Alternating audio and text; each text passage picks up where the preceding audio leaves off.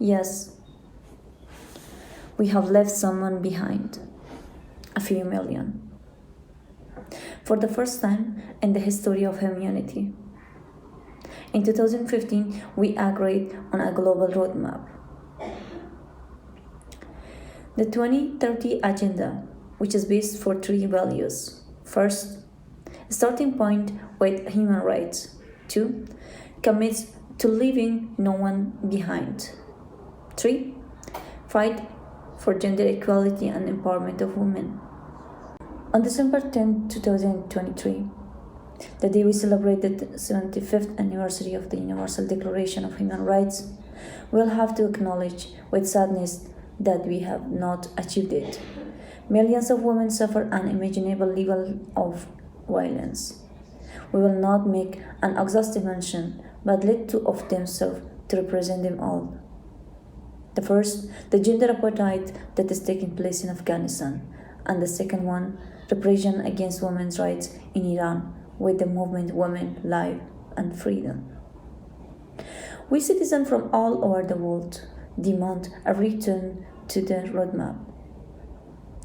On 2021, November 27th, more than 500 entities, women and men from all over the world, led the first virtual demonstration, the Cry for Afghan Women, which brought together more than 1 million of people filling Barcelona's Paseo de Garcia and Diagonal Avenue. Once again, we invite you to be part of this movement in favor of millions of women and their families who suffer inhuman abuse. If they don't wear veil properly, their life worth nothing. After Mahsa Amini's murder on September 2022, Iranian women broke their silence and occupied the streets with a claiming women life freedom against a government system with a radical Islamic ideology. With this movement, women's repression in this country has become even harder, with thousands of detentions, tortures, harassment, and brutal executions of women and protesters. If they are deported to Afghanistan, they will be killed. In Afghanistan, violence against women is systematic.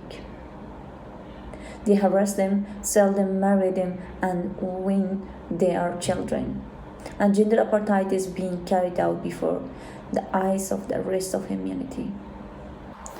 Thousands of these women managed to flee the horror and live temporarily in Pakistan with their families. Many of them have been supported by international organizations, some of them from our country, awaiting the response for their country, which will take 2 or 3 years.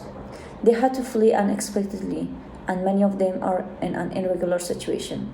As we speak, the Pakistani government has begun a mass deportation campaign of over 1.5 million Afghan refugees and is forcing all Pakistanis to expel them from homes and from work.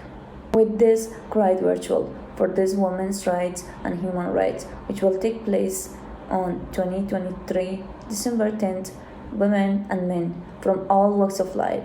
We demand the international community act immediately against this abuse, and we urge the government of Spain and the rest of the member countries of the European Union to recognize the right to asylum for gender's response of these women and their families, without having to prove anything to obtain it, both from Afghan women and from all those women who are persecuted in their countries.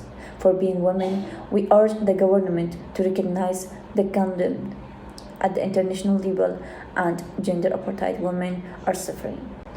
We urge to stop execution. We urge for the international condemnation of this dictatorial political system that are using inexplicable brutality against women and girls. If one is left behind, we are all left behind. For women around the world, we shout enough.